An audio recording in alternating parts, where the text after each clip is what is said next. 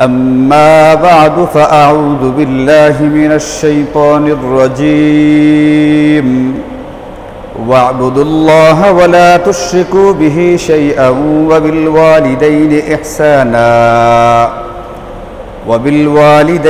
إحسانا وبذي القربى واليتامى والمساكين والجار ذي القربى والجار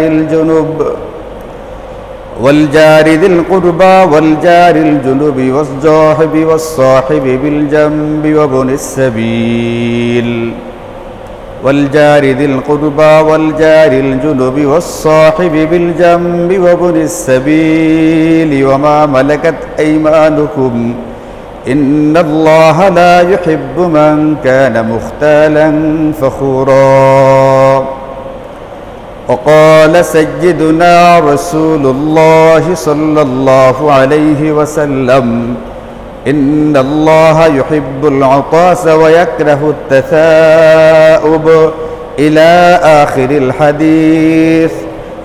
آمنت بالله صدق الله مولانا العلي العظيم وصدق رسوله النبي الكريم ونحن على ذلك لمن الشاهدين والشاكرين والحمد لله رب العالمين. اللهم صل على محمد وعلى آل محمد كما صليت على إبراهيم وعلى آل إبراهيم إنك حميد مجيد.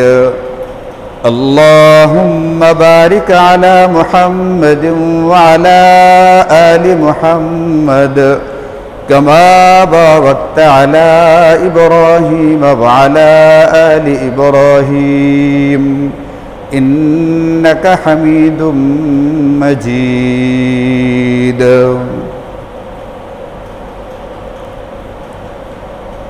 আলহামদুলিল্লাহ, আমাদের মধ্যে যারা নিয়মিত আমার কথা শুনে থাকেন, আপনারা এটা শুনেছেন যে ইসলাম শুধুমাত্র কতগুলো ইবাদত আর বন্দেগীর নাম না। নামাজ, রোজা, হজ, যাকাত ইত্যাদি এই বিষয়গুলো হচ্ছে ইবাদত। ইসলাম শুধুমাত্র ইবাদতের মধ্যে সীমিত কোনো ধর্মের নাম না। ইসলাম 5টি জিনিসের সমষ্টিগত একটা রূপের নাম। ইবাদত বন্দেগী ওই 5 জিনিসের একটা অংশ মাত্র। এই 5টি জিনিসের আরেকটি গুরুত্বপূর্ণ অংশের নাম হচ্ছে মুআশারাত অথবা আদাব, ইসলামী শিষ্টাচার। ইসলামী শিষ্টাচার এটাকে ইসলাম এতটাই গুরুত্ব দিয়েছে যে কোনো কোনো ক্ষেত্রে এটাও বলা হয়েছে যদি কোনো ব্যক্তি ইসলামী আদাব আর শিষ্টাচারগুলোকে রক্ষা না করে তাহলে এই ব্যক্তি সত্যিকার অর্থে প্রকৃত অর্থে মুসলমানই থাকে না। যেমন হাদিস শরীফের মধ্যে আছে, নবীজি সাল্লাল্লাহু আলাইহি ওয়াসাল্লাম ইরশাদ করেন, যদি কোনো মুসলমান অন্য কোনো মুসলমানকে তার মুখ বা হাতের দ্বারা কষ্ট দেয় তাহলে কষ্টদাতা ব্যক্তি সত্যিকার অর্থে মুসলমান থাকে না। এখানে এটা বলেন নাই যদি কোনো ব্যক্তি নামাজ না পড়ে রোজা না রাখে তাহলে সে সত্যিকার অর্থে মুসলমান থাকে না, এটা বলছেন, নাকি অন্য কোনো মুসলমানকে যদি হাত বা মুখের দ্বারা কষ্ট দেয় তাহলে সেই ব্যক্তি মুসলমান থাকে না, এটা বলছেন। এই জন্য ইসলামী আদাব বা শিষ্টাচারগুলো আমাদের জানতে হবে। এইগুলো আমাদের ধর্মের অতি গুরুত্বপূর্ণ বিষয়। এইগুলোর অনেকগুলোর উপরেই আমার ঈমান আর ইসলাম নির্ভর করে। আমার ভিতরে ইসলাম আছে কিনা, আমি কি প্রকৃত মুমিন বা মুসলমান কিনা, এটা আমার ভিতরে ইসলামী আদাবগুলো যে পরিমাণে থাকবে সেই পরিমাণেই থাকবে ঈমান আর ইসলাম। আর যত কম হবে ঈমান আর ইসলামের মাত্রা তত কম হতে থাকবে, আর কোনো কোনো সময় সে প্রকৃত অর্থে কোনো মুসলমানই থাকবে না। এই জন্য ইসলাম আরেকজন মুসলমান যেন আমার দ্বারা ইচ্ছাকৃতভাবে দূরের কথা, আমার অনিচ্ছাকৃত কোনো কাজের দ্বারাও যাতে কষ্ট না পায়, এই জন্য অতি সতর্কতার সাথে আমাদেরকে চলার নির্দেশনা দেয়। যেমন ধরুন শুক্রবারে আমরা যারা জুমার নামাজ পড়তে এসেছি বা আসবো, সামনে যারা আসতেছি, আমাদের জন্য শুক্রবারের একটা গুরুত্বপূর্ণ সুন্নাহ বা আমল হচ্ছে জুমার নামাজে আসার আগে গোসল করে আসা। আপনারা কি জানেন জুমার দিনে গোসলের আমলটা কেন দেওয়া হয়েছে? আমরা যদি হাদিসের কিতাবগুলো দেখি, ওইখানে শুক্রবারের গোসলের আমলটা কেন দেওয়া হয়েছে এর বিস্তারিত প্রেক্ষাপট সহকারে আলোচনা দেওয়া আছে। হযরতে সাহাবায়ে কেরাম কাজ করতেন।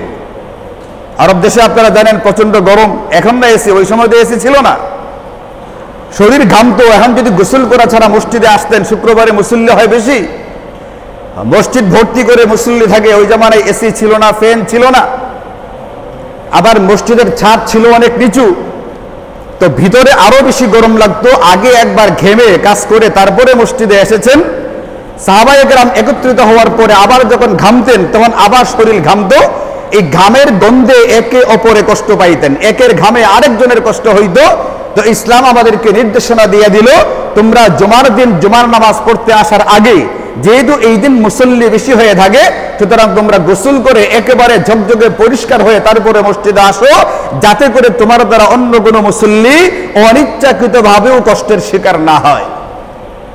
আমার শরীর ঘামতেছে, আচ্ছা বলেন আমি কি কাউকে ইচ্ছাকৃতভাবে কষ্ট দিচ্ছি? ঘামাটাকে আমার ইচ্ছা করে হয় না, অনিচ্ছাই হয়। কিন্তু আমার ঘামের কারণে, ঘাম থেকে যদি একটা ঘামের দুর্গন্ধ বের হয়, অন্য মুসল্লিদের কষ্ট হচ্ছে না? হচ্ছে না।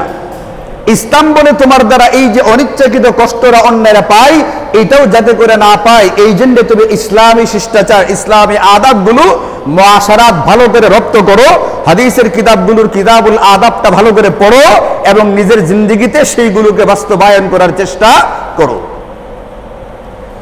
এখন ইসলামী শিষ্টাচারের কয়েকটা বিষয় যেগুলোকে আমরা তেমন গুরুত্ব দিয়ে থাকি না, অথচ এইগুলোর দ্বারা আমার অন্য ভাইয়ারা কষ্ট পেয়ে থাকি। এমন ছোট ছোট দু তিনটা বিষয় আজকে আলোচনা করবো আল্লাহ পাকের তৌফিক হলে।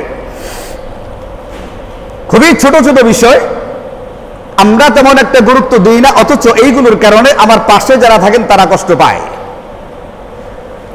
এগুলোর ব্যাপারে হাদিসে পাকের ভিতরে নির্দেশনা দেওয়া আছে, কুরআনে কারীমে নির্দেশনা দেওয়া আছে।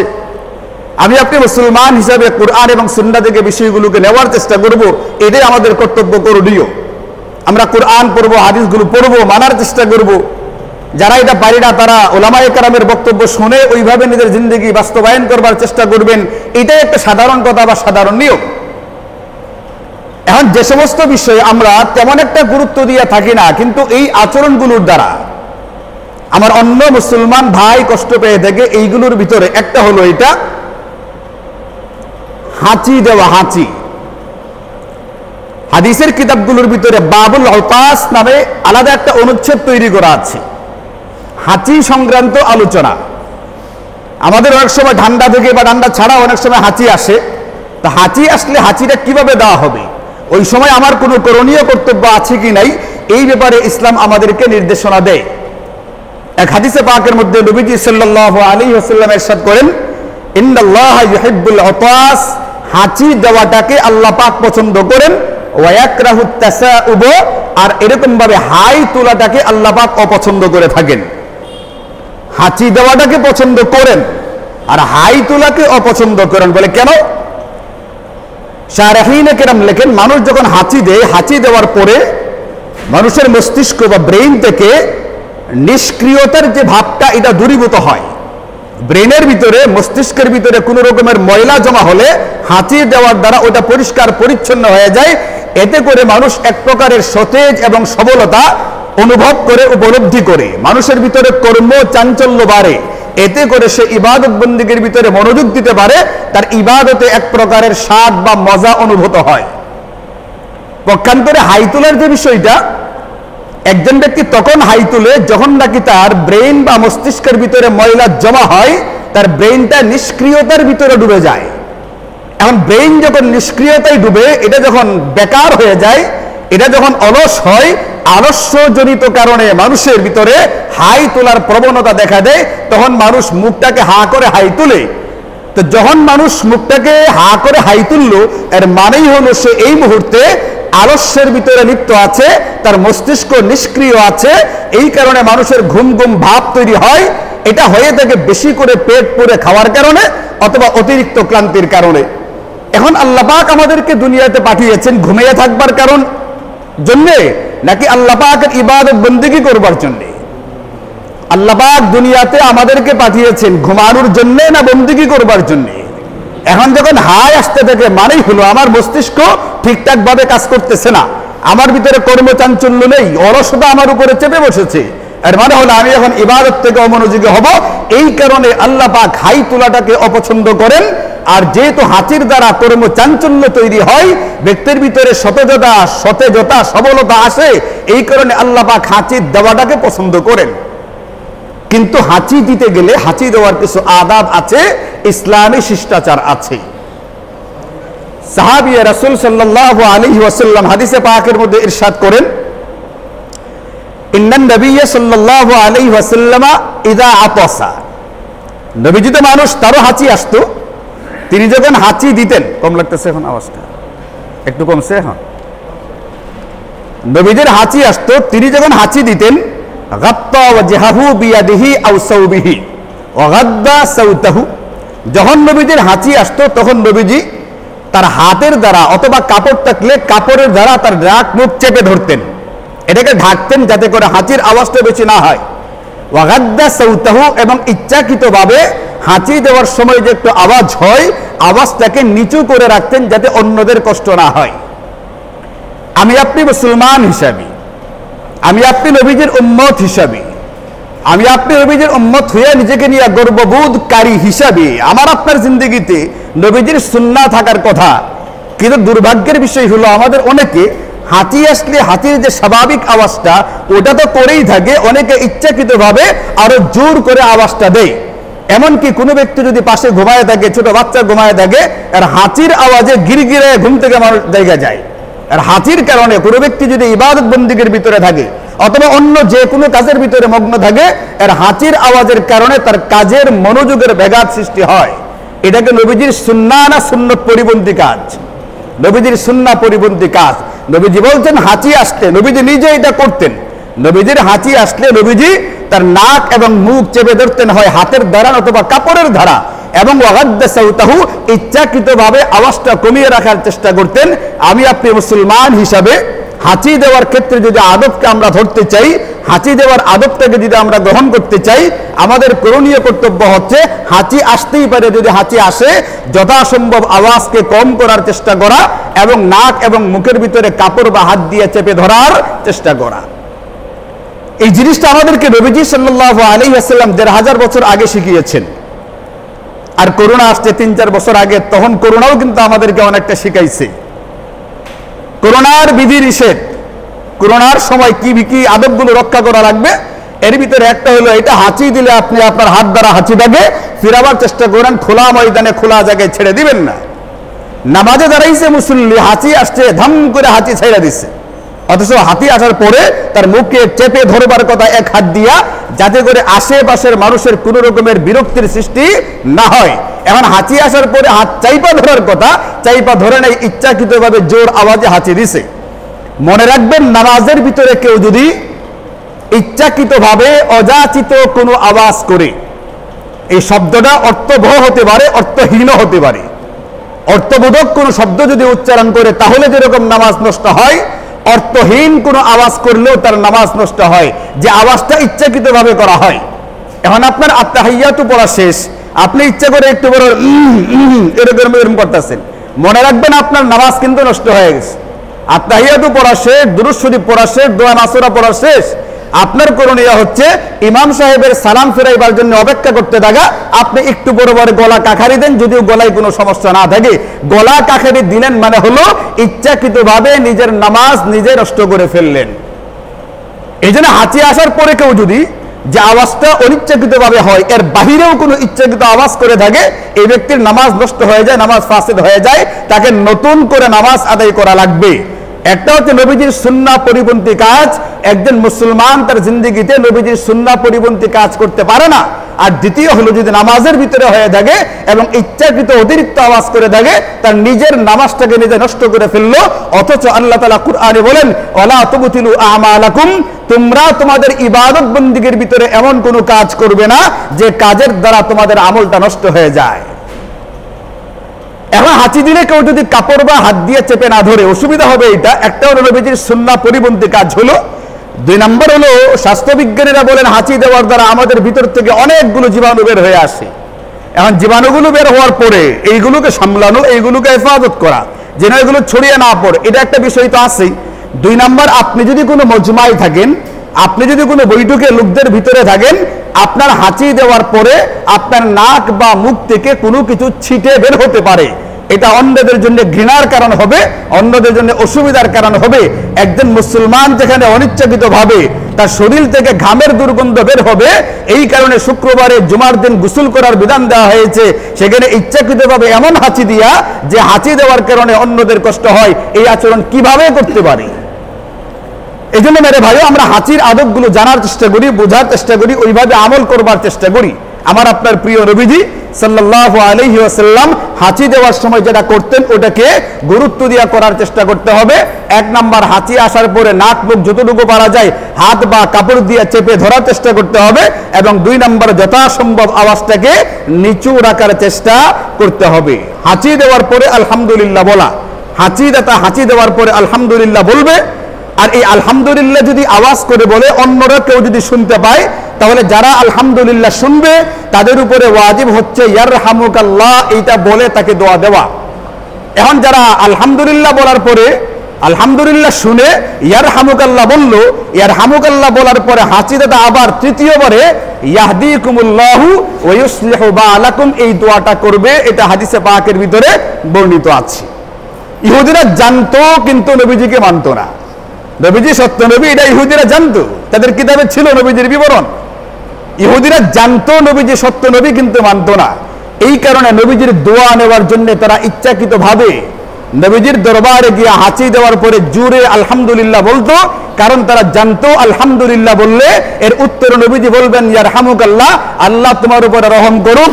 নবীজির মুখ থেকে এই দোয়াটা পাওয়ার জন্য ইহুদিরা ইচ্ছাকৃতভাবে নবীজির দরবারে গিয়া হাঁচি দিয়ে আলহামদুলিল্লাহ সজোরে বলতো, কারণ তারা জানতো ইনি সত্য নবী। যদিও তারা কি করতো না, মানতো না, বিশ্বাস করতো না। এই জন্য আমাদের জন্য হাঁচির যে আদাব বা ইসলামী শিষ্টাচার গুলো আছে এইগুলোকে জানা এবং এইগুলোর উপরে আমল করার চেষ্টা করি। আল্লাহ তাআলা তৌফিক দান করুন। 2 নম্বর, এই হাদিসে পাকের ভিতরে দ্বিতীয় যে অংশটা আছে এটা হলো ওয়ায়াকরাহু তাসাউবা। আল্লাহ তাআলা হাই তোলাটাকে অপছন্দ করেন। এর কারণ বা রহস্যটাকে আপনাদেরকে আগেই বলেছি।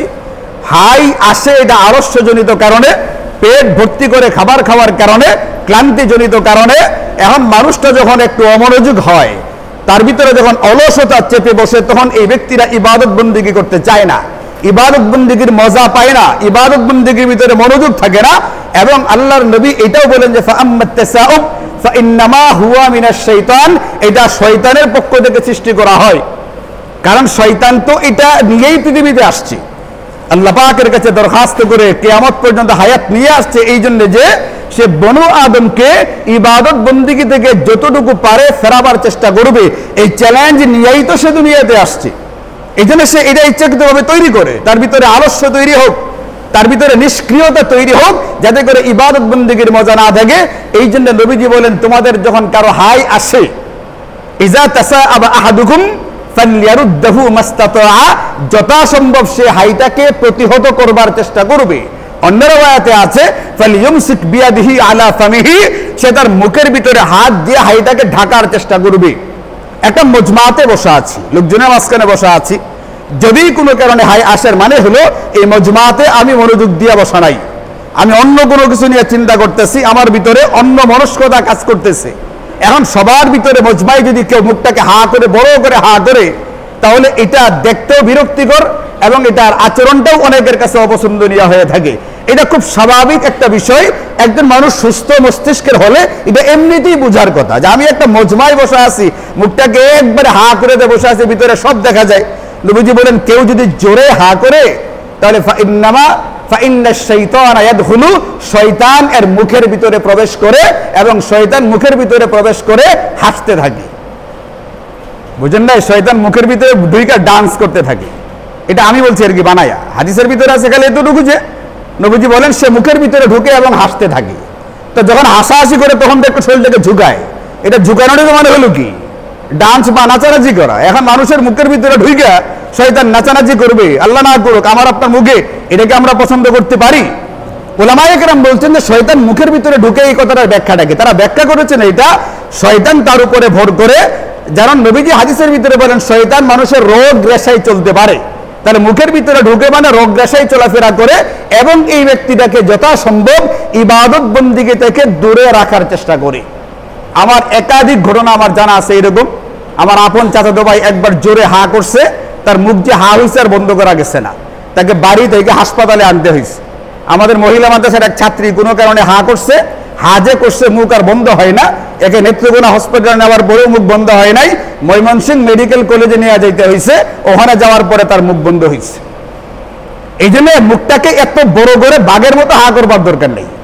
যতটুকু হাই আসে, একটা হচ্ছে অনিচ্ছাকৃত যেটা পারা যায় না, এতটুকু হাত মুখটা হবেই, কিন্তু হাঁচি দেওয়ার সময় যেটা অনিচ্ছাকৃত ভাবে একটা আওয়াজ হয়, হাই তুলতে গেলে কিন্তু অনিচ্ছাকৃত কোনো আওয়াজ হয় না। এখন কোনো মানুষ হাই তোলার সময় আ আ আ করতে থাকে, এটাতে করে সম্পূর্ণ ইচ্ছাকৃত একটা আওয়াজ।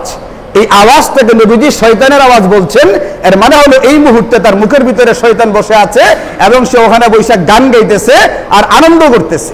আমি আপনি তো এটা করতে পারি না যে আমার মুখের ভিতরে আমাদের চরম শত্রু, যে এই শত্রুকে মুখের ভিতরে নিয়ে আমি তাকে আনন্দ করার সুযোগ দিব একজন মুসলিম হিসাবে, এটা আমার পক্ষে কখনোই সম্ভবপর হতে পারে না। এই জন্য হাই আসলেও নবীজি বলেন ফালইউমসিক বিয়াদিহি আলা ফামিহি, তুমি তোমার মুখের ভিতরে হাই আসলে মুখের ভিতরে হাত দাও এবং কখনোই কোনোভাবেই যেন হাই তোলার সময় কোনো আওয়াজ না হয়। হাঁচি দেওয়ার সময় অনিচ্ছাকৃত ভাবে হলেও একটা আওয়াজ হয়, কিন্তু হাই তোলার সময় কোনো আওয়াজ করার কোনো কি নাই, প্রয়োজনীয়তা নেই। এই জন্য হাই তোলার যে সুন্নাহ বা আদব, এটাকেও বোঝার চেষ্টা করি, মানার চেষ্টা করি, ইসলামী শিষ্টাচারকে নিজের জিন্দেগিতে বাস্তবায়িত করার চেষ্টা করি। আল্লাহ তাআলা তৌফিক দান করেন। 3 নম্বর একটা বিষয় যেগুলোকে আমরা গুরুত্ব দেই না কিন্তু আমাদের আচরণের কারণে অন্যরা কষ্ট পায়। আমরা খুব হালকা মনে করি কিন্তু অন্যরা কষ্ট পায়। এমন একটা বিষয়ের নাম হলো ঢেকুর তোলা। আরবিতে বা হাদিসে পাকের ভিতরে বলে জুশাউন। হযরতে আব্দুল্লাহ ইবনে ওমর রাদিয়াল্লাহু আনহুমা হাদিস বর্ণনা করেন, এক সাহাবী তার বাড়িতে সারিদ তৈরি করেছেন। সারিদ মানে হলো রুটি আর গোশত দিয়ে তৈরি করা একটা খাবার। আমাদের দেশে অনেকেই আছে কুরবানির পরে গরুর গোশত দিয়ে চালের রুটি খায়, এমনিতে রুটি খায় একটা দুইটা, কিন্তু চালের রুটি হলে 10-12টা খেয়ে ফেলে, এরকম লোক আমাদের সমাজে বহু রকম এখনো আছে। তো চালের রুটি ছিঁড়ে ছিঁড়ে গোশতের তরকারি ঝুলের ভিতরে ছেড়ে দেওয়া, ছেড়ে দিয়ে যে খাবারটা তৈরি করা হয়, এই ধরনের একটা খাবারের নাম হলো সারিদ। অনেক সাহাবী তার বাড়িতে সারিদ তৈরি করলেন, তিনি নিজে খেলেন, খাওয়ার পরে চিন্তা করলেন যে আমি খেলাম, নবীজি খাবেন না, এটা তো হয় না। এই জন্য তিনি নবীজির জন্য কতটা সারিদ নিয়ে নবীজির দরবারে আসলেন। এখন নবীজির সামনে যখন খাবারটা পেশ করলেন, তখন ওই সাহাবী একটু পরে পরে ঢেকুর তুলতেছিলেন, ঢেকুর দিচ্ছিলেন।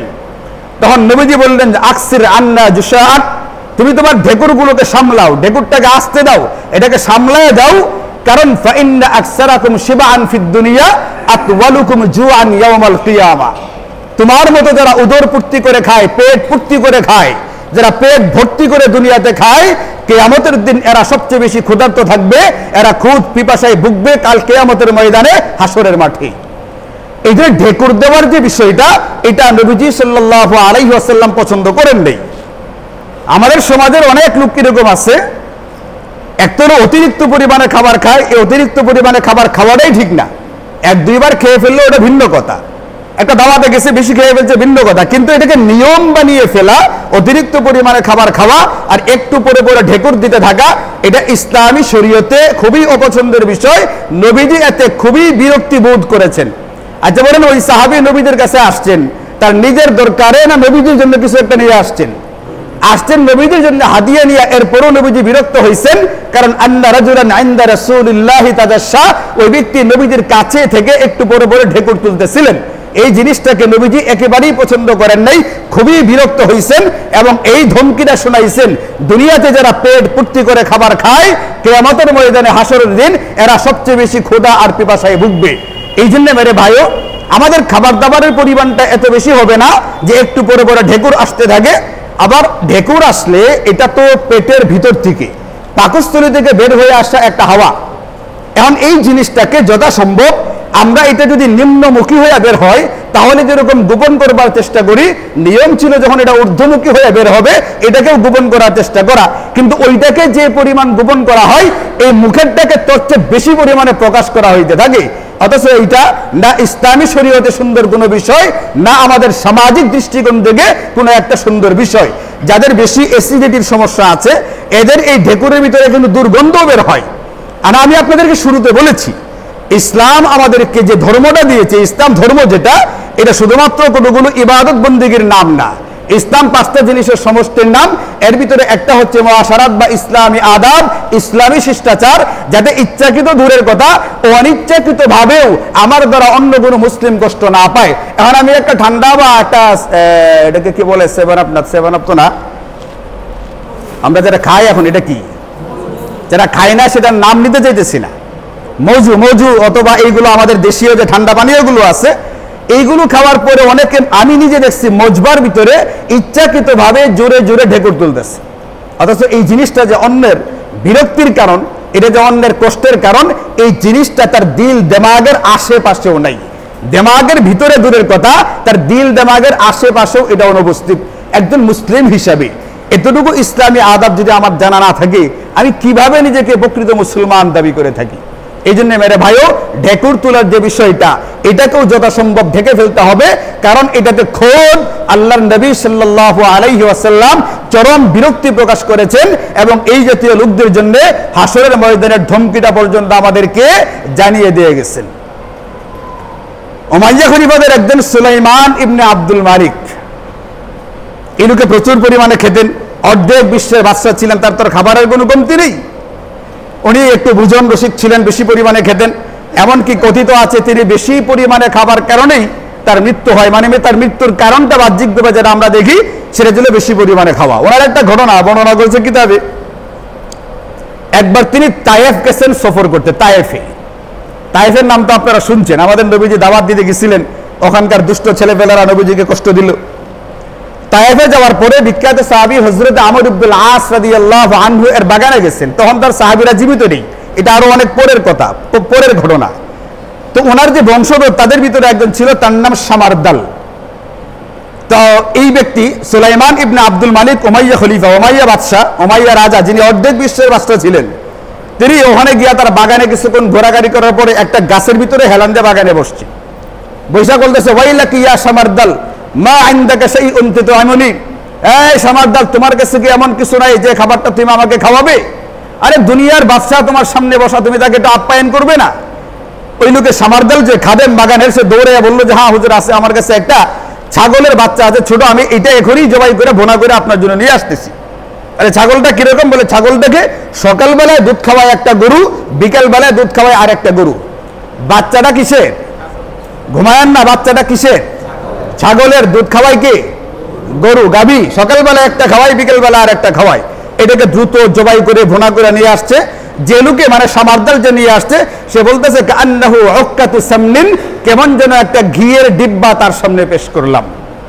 আপনারা দেখছেন ফেসবুকে, অনলাইনে অনেকে সুন্দর কোনো বাচ্চার ছবি দিলে বলে কিউটের ডিব্বা, মানে বাচ্চারা খুব সুন্দর বলে না, ওই লোকে বলতেছে এটা কিউটের ডিব্বা না, এটা ঘিয়ের ডিব্বা। মানে ছাগলটা আস্তে এত সুন্দর করে ভুনা করে তার সামনে পেশ করা হইলো, কান্নাহু উক্কাতু সামনিন, কেমন যেন তার সামনে একটা ঘিয়ের ডিব্বা পেশ করা হইলো। মাশাআল্লাহ, সুলাইমান ইবনে আব্দুল মালিক পুরা ছাগলটা একা খাইয়ে ফেললেন। শেষে বেলায় যখন একটা রান বাকি আছে, ওনার সঙ্গে ছিলেন পরবর্তী খলিফা যিনি হইছেন জগৎ বিখ্যাত বুজুর্গ হযরত ওমর ইবনে আব্দুল আজিজ, উনি তার সফর সঙ্গে ছিলেন। তখন তাকে জিজ্ঞেস করে, ওমর খাবা না? উনি বলছে, হুজুর আমি তো রোজাদার, আপনি খান। মাশাআল্লাহ, পুরাটা খাইছে। একটু পর আবার একই কথা, ওয়াইলাকি ইয়া সামারদাল মা ইনদাকা শাইউন তুতআমুনি, সামারদাল তোমার কাছে কিচ্ছু নাই যে তুমি আমাকে একটু মেহমানদারি করবা? একটা আস্তা খাসি কিন্তু খাইছে।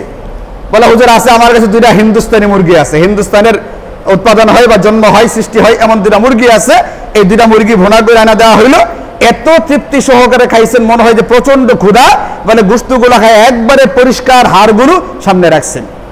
খাওয়া দাওয়া শেষ, আবার বলে ওয়াইলাকি ইয়া সামারদাল মা আনদাকা শাইউন তুতাইমুনি, আরে তোমার কাছে কিছু নাই যে আমি একজন বাদশাহ, তুমি আমাকে আপ্যায়ন করবে? ওই লোকে বলে হুজুর হাড়ির আছে। হাড়ির মানে হলো আমাদের দেশে দেখবেন খাবার খাবার পরে, মূল খাবারটার পরে এক প্রকার পায়েস বা ফিন্নিপে দেওয়া হয়, একটু তরল প্রকৃতির একটা খাবার, মিষ্টি জাতীয় এই জাতীয় একটা খাবার এমন একটা বলের ভিতরে নিয়ে আসছে। ওই লোক নিজে বলে এটার ভিতরে একজন ব্যক্তি মাথা ঢুকাইতেছিল, মাথা ঢুকে পড়বে ভিতরে, এরকম এক বল নিয়ে আসছি। আনার পরে সুলাইমান ইবনে আব্দুল মালিকের সামনে রাখা হইলো।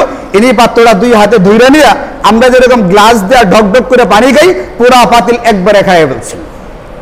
ফালাম্মা ফারাগা, যখন খাওয়া শেষ, তাজাশা একটা ঢেকুর দিলেন।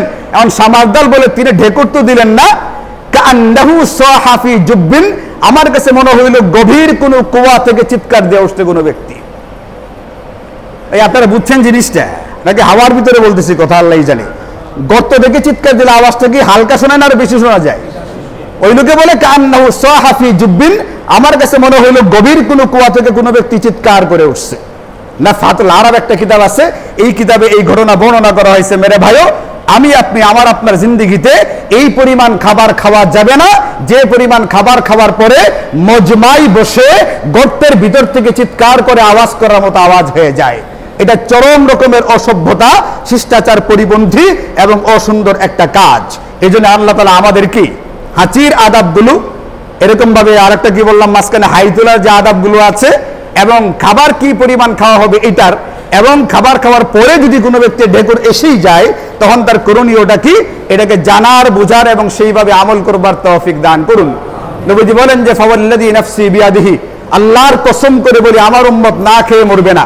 ফাওয়াল্লাহি মাল ফাকরা আখশা আলাইকুম, আমার উম্মত দারিদ্র্যের কারণে বেপরোক্ষভাবে মারা যাবে এই ভয় আমি করি না, কিন্তু আমি ভয় করে আমার উম্মতকে ঢেলে দেওয়া হবে। আর এরা এদের পিছনে এমন ভাবে লাগবে যেমন আগের দুনিয়াদাররা লেগেছিল, ফলে আগে ওনারা ধ্বংস হয়েছে, এরাও ধ্বংস হবে। আপনি গত পরশু দিনের পত্রিকার প্রথম হেডলাইন দেখেন, এস আলম গ্রুপ, একটা গ্রুপ একা ইসলামী ব্যাংকের 50,000 কোটি টাকা নিয়ে হজম করে ফেলছে। আপনারা তো আমার ঘটনায় বলছেন যে হুজুর যে ঘটনা কইতেছে সুলাইমানের, হাসান আর মিশা, আরে সুলাইমান তো বহুত কম খাইছে, একটা খাসি বাচ্চা, 2টা মুরগি আর 1 পেয়ালা পায়েস খাইছে। এস আলম গ্রুপ একা ইসলামী ব্যাংকের কত খাইছে? 50,000 কোটি টাকা।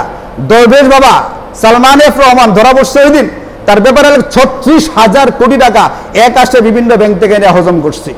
আচ্ছা বলেন 36,000 কোটি টাকা আর 50,000 কোটি টাকা, এটার সামনে সুলাইমান ইবনে আব্দুল মালিকের একটা খাসি আর 2টা মুরগি খুব বেশি হয়ে গেছে। এটা কিচ্ছুই না। আপনি এখন থেকে 50-60 বছর আগের হিসাব করেন, আমাদের সমাজে এমন লোক ছিল যারা প্রচুর পরিমাণে খাইতে পারত, মোটামুটি এক পাতিল পরিমাণ ভাত পোলাও খাইতে পারতো, এরকম লোক 50-60 বছর আগে আমাদের সমাজের ভিতরে ছিল। এই যে সুলাইমান ইবনে আব্দুল মালিকের ঘটনায় আপনারা হতভম্ব হবেন না। আমি এর পরেও ঘটনা সেটা কিন্তু বলি নেই, ঢেকুর যে দিছে গর্ত দেখে চিৎকার করে, এটার পরেও ঘটনা বাকি রয়েছে, এটা কিন্তু আমি বলি নাই, কারণ এটা আপনাদের কাছে অবিশ্বাস্য লাগবে, আপনারা এটা হজম করতে পারবেন না।